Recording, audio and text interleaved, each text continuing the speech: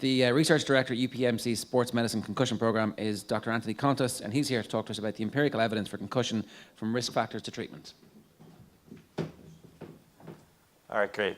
Everyone hear me? I've got the lapel pin. I think we're testing this out. So my job is interesting because instead of seeing the patients and reporting on what we're learning about treatment and that, my job is to kind of build the evidence so that what we say works with our patients is actually founded in science and empirical basis, as opposed to just this worked for patient 1 or patients 1, 2, and 3. Now it worked for 80 patients when they have these characteristics. And when we say a risk factor matters, we actually have evidence that shows that it matters. And so hopefully today I'll build some evidence. Again, just to show of hands, who are returnees from last year? I know we did this earlier, but I wasn't paying attention, so okay. I didn't want to do the same talk. I hate doing the same talk twice. So hopefully this is new. For those of you that are new to the room and weren't here last year, obviously it will be new as well, but I'll be skipping through a lot of the basic stuff that I talked about last year. And we will touch on everything from the risk factor piece all the way up to and including evidence for treatment. I'll be the first to tell you that's where we're the weakest as a field, is the evidence for the treatments that you heard Dr. Collins talk about. That's where we're moving to right now with randomized control trials. At least in the US, there's a lot of funding moving in that direction. The NFL has just committed $40 million to fund research in this area as well, in addition to CTE that you heard about earlier. So that's a good thing. With that in mind, just to acknowledge the sponsors we have currently, I won't be talking about any products that I have any relationships to because I have no relationships to any products and don't make any money from any of them. So, which is a bummer, my wife always says. Maybe I should do that, but anyway. So what I will talk about is some new evidence, and I think that with the exception of maybe the last piece, which I wanted to relate back to the Berlin statement that's come out since we met last year, and I think it's important to revisit some of the words in that statement and how it relates to what I did present last year. So I lied a little bit. I will present a little bit of the treatment piece at the end to kind of contextualize that with what came out of Berlin, which is the consensus statement that was published recently. The meeting occurred last year, 2016, with all the experts on concussion in the world supposedly at that meeting. But first, I'm going to look at risk factors. We're going to talk about migraine history, and you've heard a lot about motion sensitivity or motion sickness, and we're going to talk about what does that do? Does it actually drive you down a pathway that's consistent with what Dr. Collins said earlier, or does it take us somewhere else? And then looking at emerging evidence for acute predictors. Now, we're not talking about literal like athletic trainer, physio on the sideline, but within the first day to week of the injury, so that immediate kind of time point, what happens then and what they look like, does that actually predict recovery? And then finally there, that third one is really look at some of the new information on, you heard earlier mentioned, well, females may be more at risk. I'm not going to talk about risk, but I'm going to talk about one particular outcome that we learned about in the last 2 years with regard to females and how concussion may impact menstrual cycle or menstrual patterns, which maybe isn't something you think about when you think about concussion, but remember that a lot of these concussions affect adolescence, and growth is a big issue. So is endocrine function in general, and certainly the menstrual cycle is dependent upon that. And I think those will be pretty fascinating and a little bit of a twist, quite unique from what we've heard so far today. A long time ago, my advisor said if you ever create a model that's that complicated, you should never put it up all at once. So there it is. And it is a little complicated. But I think it's important to note that what we're trying to do is build evidence for the various pieces of this model, because otherwise it's just a model. It has no bearing on what we do. And I'll talk a little bit about these first. Then I'll talk about what happens at the time of injury or around about the time right after. How does that drive these diagnostic circles or clinical profiles? And then ultimately in the last piece, how does it look when we look at treatment? How does the water hold? Does it actually hold water? Is it supporting what we're saying works from a treatment perspective? Dr. Collins went over this model, and I'm going to briefly just tell you that all of the studies that I'm going to report on follow that model. We will present data that are symptom-based using the post-concussion symptom scale, which is a 22-item scale that focuses on mood, anxiety, cognitive symptoms, sleep-related symptoms, and also somatic or the more classic concussion symptoms like dizziness, headache, etc. I will also be reporting on impact data or the neurocognitive piece because that's what we use at our clinic on our patients.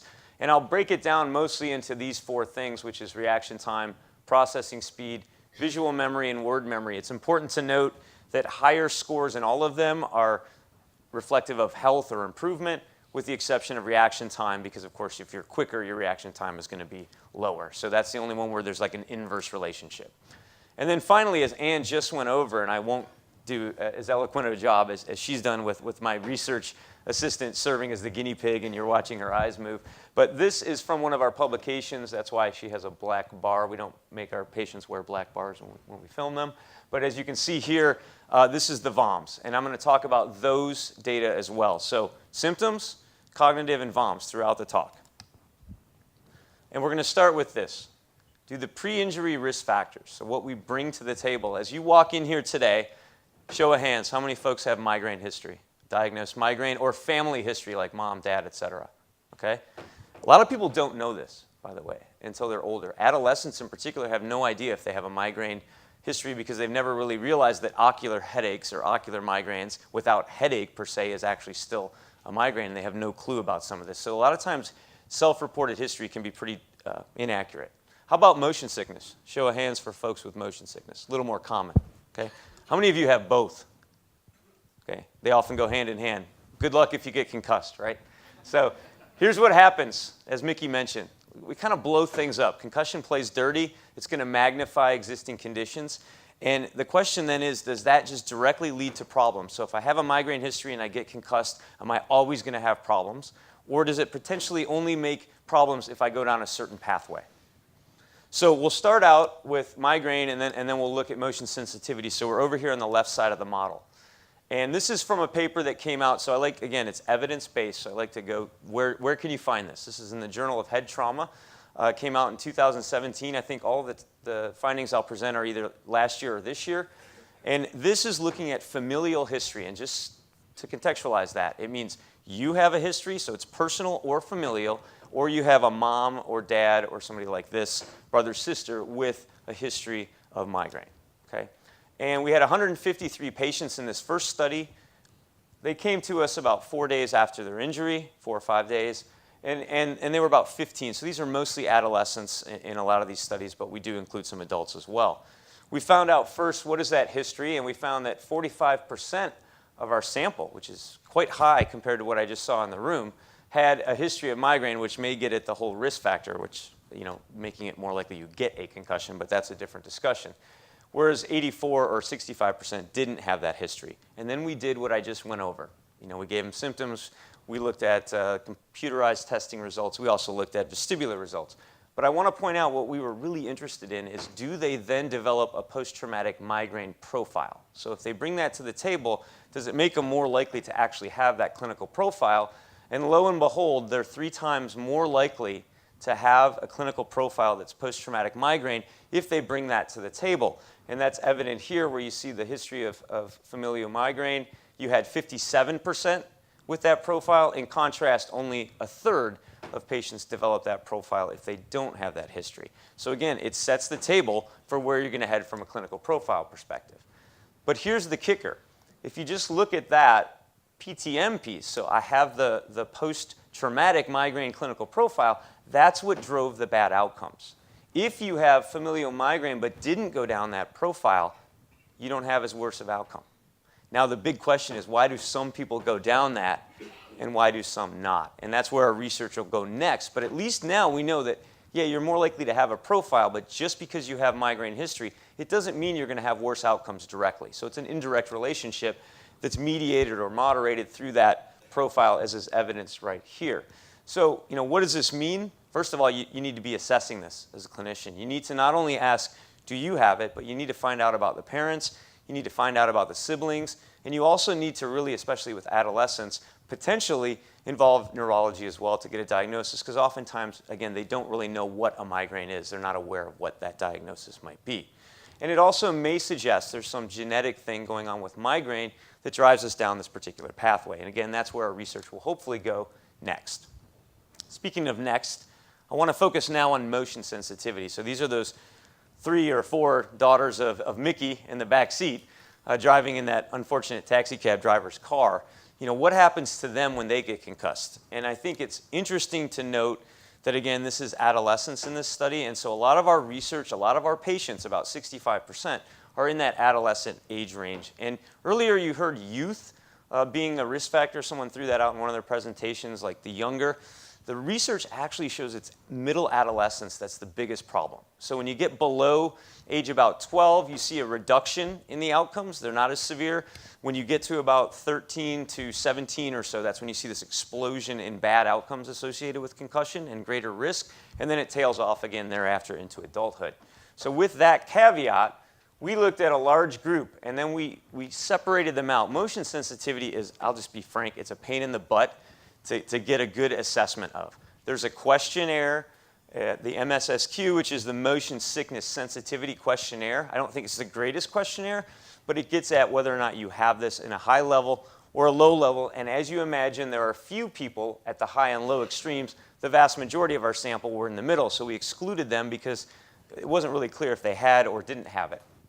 And so we focused on the two high groups. And then we looked at those outcomes that I've already alluded to. Here's the interesting news. We thought, well, they're going to look different on the VOMs right when they come in. That makes sense, right? Vestibular, ocular, they don't. They look exactly the same. So in the first clinic visit, in this case, it ranged from 1 to 10 days. If you give them the VOMs, this is the number of clinical cutoffs above normal. They all look the same, whether they're high, low, or if you look at the total sample. So there's no difference. But when you look down the road, they have persistent vestibular problems. So initially, when you look at them, motion sickness, motion sensitivity doesn't necessarily result in a greater number of these vestibular, ocular, motor outcomes. However, they don't go away. They stay with these patients over time, and this is down to 11 to 20 days, and now you're starting to get right at the crust of abnormal, longer recovery, 21, 30 days. And it may be what's driving it here is that underlying motion sensitivity is driving a greater vestibular impairment. And as Ann mentioned, we know that those patients without therapy can take a very long time to recover or not recover at all. So again, they're similar at the beginning, but when we look a little bit further down the road, we see this more pronounced impairment that persists. And I think that's important to note as clinicians if you're going out there. They may look the same initially, and you may think, oh, I don't need to do any therapy. And one could even argue that that result that I showed you could be evidence that if we did therapy earlier, we would see changes even sooner in that. And so, there's that to discuss as well, moving down the road. So I think there's a lot to digest here with regard to how this may have implications, not only on diagnosing the clinical profile, but also on when do you start the treatment for that vestibular system disruption.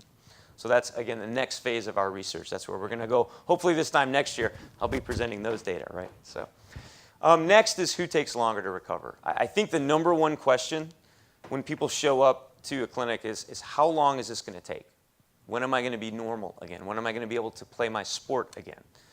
And with that in mind, we wanted to look at factors that we hadn't already looked at. You've heard about dizziness, post-traumatic migraines, and something I presented last year. If you continue to play, of course, you're going to be more at risk for concussion, or I'm sorry, for adverse outcomes from concussion. Can you click the GIF on this one? It's on the left side one. No, it's not cooperating? Well, let me walk you through what you would have seen. So this is Kramer, one of the players for Germany at the World Cup in 2014. He actually was only playing because there was an injury to the starting left back. So he's playing in this game, which happens to be the final. So one might argue this is probably the most important moment of his life as an athlete and as a person. And as a soccer player, I'm certainly quite envious of him even being afforded this opportunity. At this moment, when he goes here, he has a collision. It's a massive rotational hit, elbow to the jaw, causes the rotation. He's immediately symptomatic, goes down, and when they bring him out and evaluate him, guess what happens? They put him right back in because it's the World Cup final. I think if it was any major professional soccer game, he would have gone back in.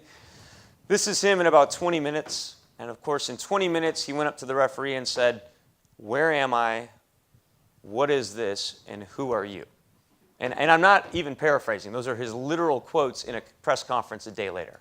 He has no recollection of the game the day before, and for about 2 months after this injury, because he continued to play, most likely, he was extremely symptomatic and had tremendous impairments that lasted for several months, and he had to stop playing soccer for a bit. So we know that that's a risk factor. But what else? What are some other things we need to look at from a risk perspective? And so we wanted to look at what happens in that first week. Does that drive whether or not you take a long time to recover or you get recovered fairly rapidly?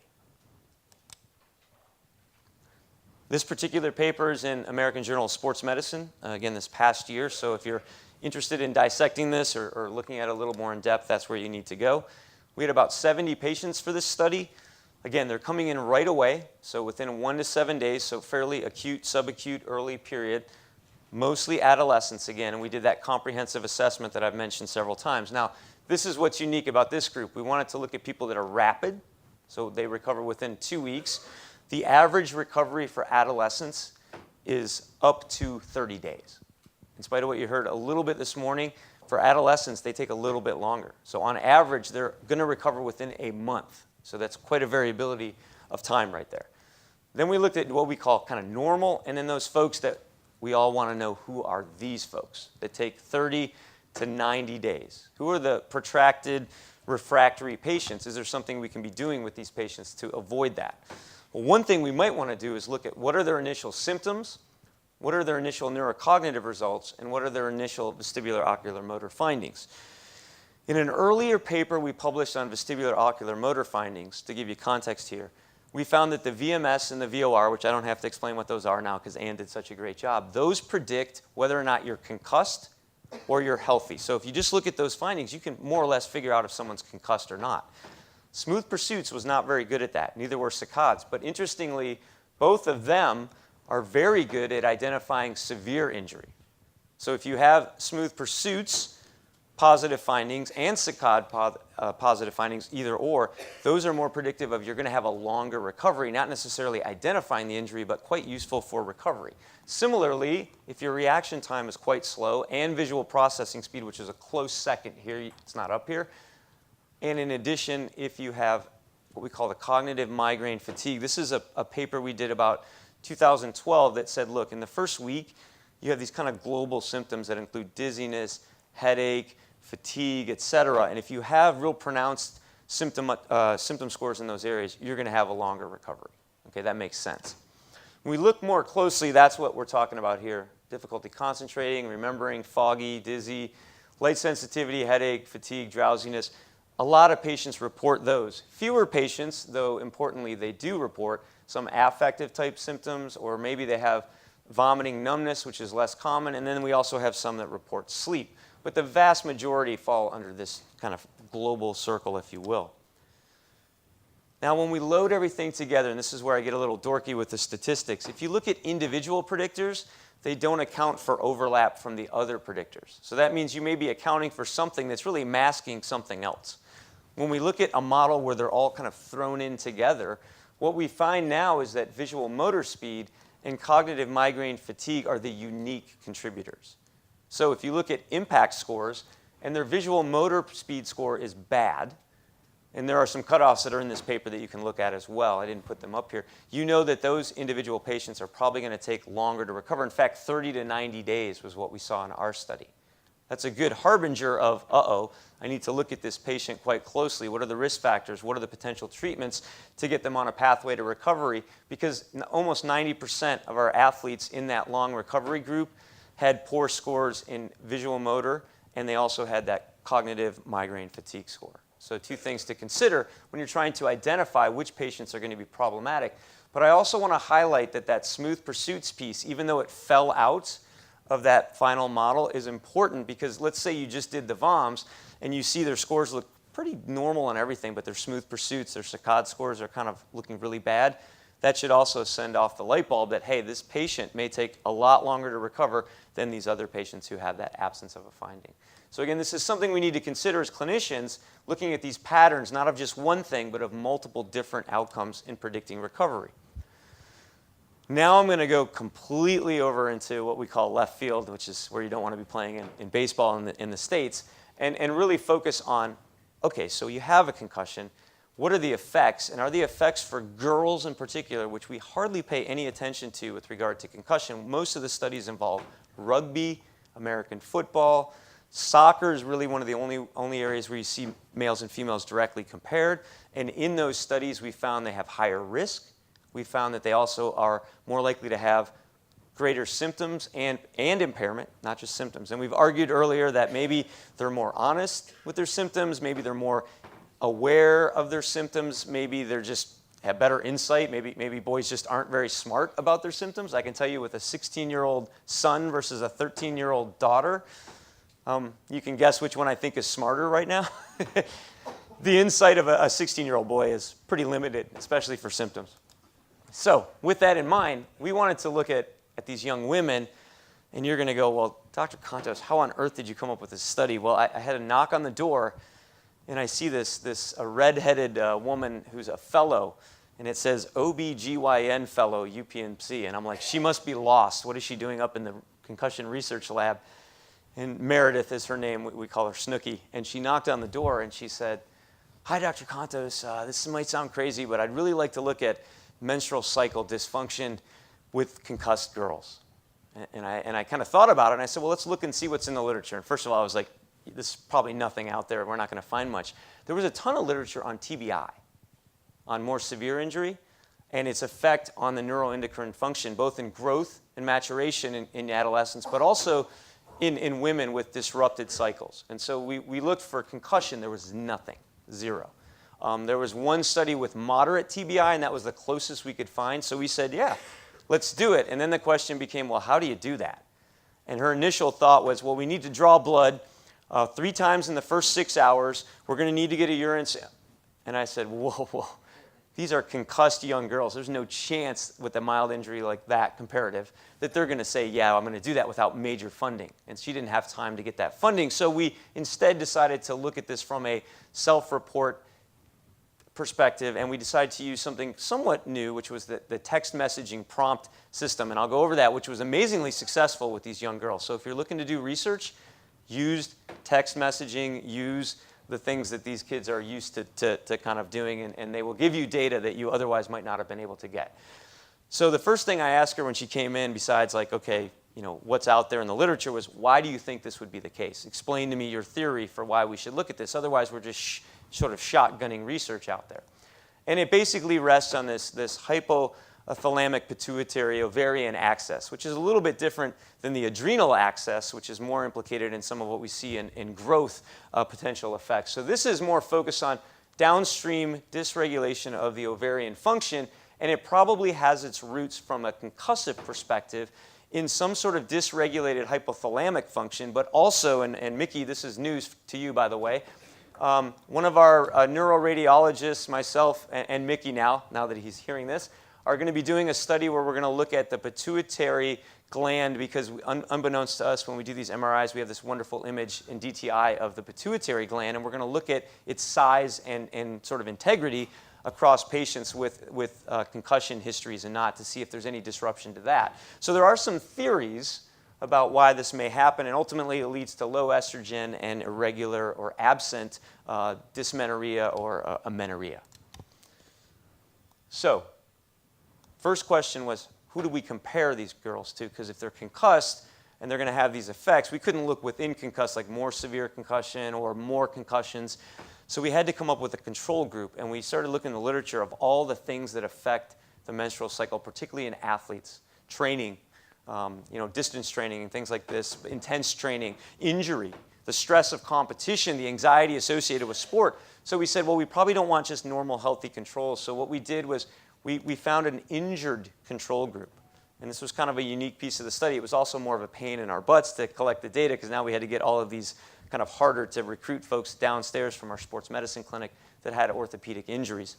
And so amazingly, we were able to get almost identical matching here. We lost a few subjects over the time period, but this is well and above what we needed to power the study. They're the same age. They had everything was the same. I will note that this group, by virtue of their current concussion, had a slightly higher previous history of concussion. But other than that, they were identical in all other things. They were matched in age. They were matched in sport and everything else, so that we would hope that whatever findings would be attributable to concussion versus orthopedic injury. And then the unique part was that we looked at a weekly text-based approach and prompt to get them to then go to what's called a Qualtrics online survey. and indicate information, as this next slide shows. It said, hey, they would get this, and it would say, hey, can you click this? And it was secure and HIPAA and all that good stuff, right? And then they would click it, and it would take them to a unique just for them. So if they did it, we knew it was that subject. And then it would take them here, and they'd fill out a bunch of information about how often they've had bleeding patterns, all of this different thing. And it was quite amazing that we got 95% response rate. This is about 20% higher than what's published in the literature for this kind of work. I credit Meredith, who did the study. She was very engaging and really got girls to buy into this study, but we had over almost 1,800 responses. So it's a large data set with regard, one of the largest with regard to sport and menstrual cycle function that's ever been done. And this was published in JAMA Pediatrics this past year. And what I'd like to highlight, the primary finding, is that girls who have a concussion, adolescents and young women, there were some college age as well, they're 6 times more likely to have 2 or more abnormal menstrual cycles or patterns. That's massive, way above what we thought it would be. And what we found was that on average, those cycles were shorter. That was the disruption. So they were having condensed, very brief cycles, which can have really adverse effects down the road. You can think really long-term stuff if this is persistent, everything from osteoporosis to other health issues, if it persisted or somehow manifested in residual. And that's where we need to go next with the research. Do these effects persist? Do they get worse with repeated injury? And are they sustained from a single injury? Are there some girls that just one injury is sufficient to cause a long-term disruption? And hopefully, as clinicians, this will start to be a question you think about when a young woman or an adolescent girl comes in, and you might want to ask about, is their menstrual cycle normal after their injury, or has it suddenly post-injury changed and it's now not what it was? Because again, the downstream effects of these findings, we don't know what those are. Hopefully we will learn. And one of the things we want to also look, we don't want to leave the boys out of this because obviously they're not having menstrual dysfunction, but they may have growth disruption. And it may be a maturational acceleration or deceleration as well based on the timing. We don't know. So we have to look at those outcomes as well moving forward. So the last piece for today is a little bit of a rehash from last year. And I want to focus first on what the Berlin statement says about treatment and symptoms. First thing is, you're supposed to basically rest for 1 to 2 days. That's what they suggest here in this underlined statement. In red, patients can be encouraged to become gradually and progressively more active. That's unique. That's new from the last time, and everyone said, finally, they're saying you can be physically active. But then they threw this in. Except any activity level should not bring on or worsen any symptoms. Well, that flies in the face of an expose, recover model that all of the clinicians in the room were supportive of.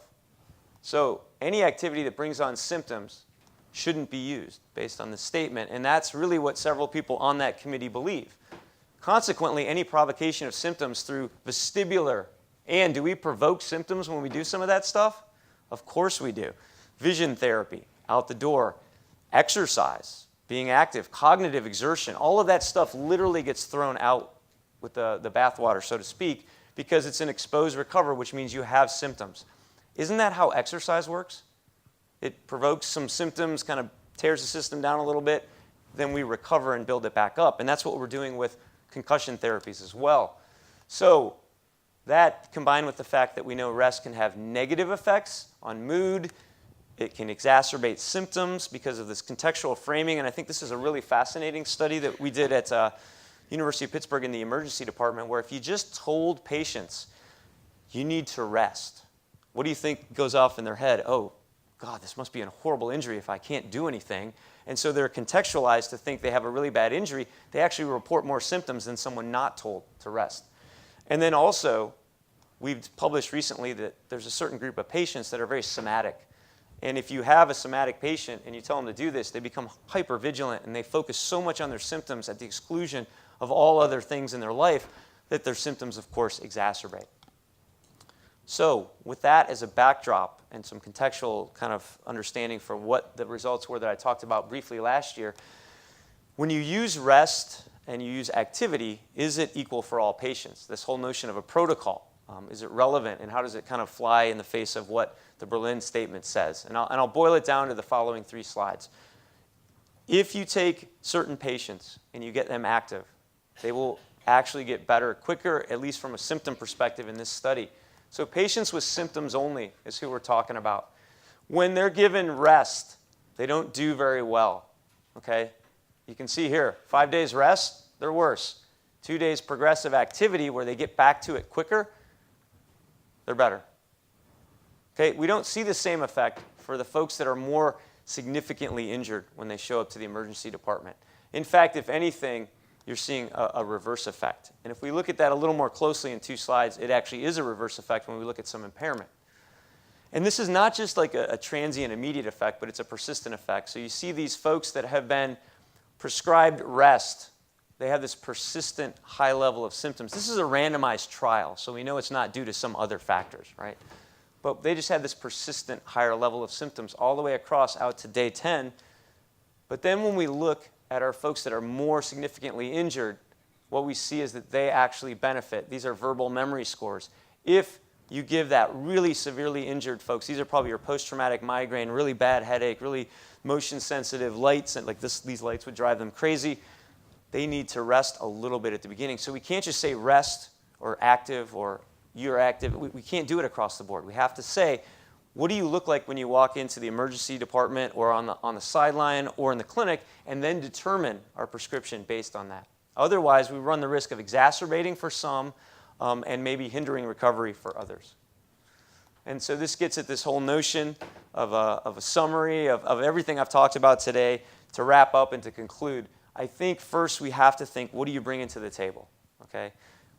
Migraine history, motion sensitivity drive you down a particular clinical pathway.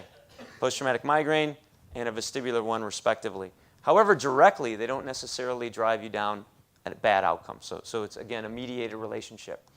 If, however, you have a high cognitive migraine fatigue profile post-injury and you have low scores on visual motor speed, that should turn on the light bulb that those patients are probably going to take a longer time to recover. And is there something you can do to accelerate that recovery? And then my last 2 summary points are, we got to look at these young women that get concussion and see what are the downstream effects of that injury.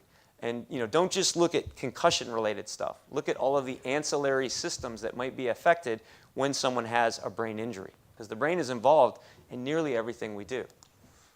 Oh, I'm sorry. And the last piece, consensus statements are nice because they put a tidy little box around everything, but they're extremely political, and they tend to be not very progressive. And so when you look at what the new statements say about treatment, put the framework around it of what the new research is saying about what treatments can do and not do, and especially what active treatments have the capacity to do as we move forward with more of these randomized trials. So with that, I thank you. And I think, are we doing questions or are we holding off at this point? I'm not sure where we're at. We were behind earlier, so I think we're trying to catch up. Yeah, we'll do questions after the panel. Okay, great. So thank you.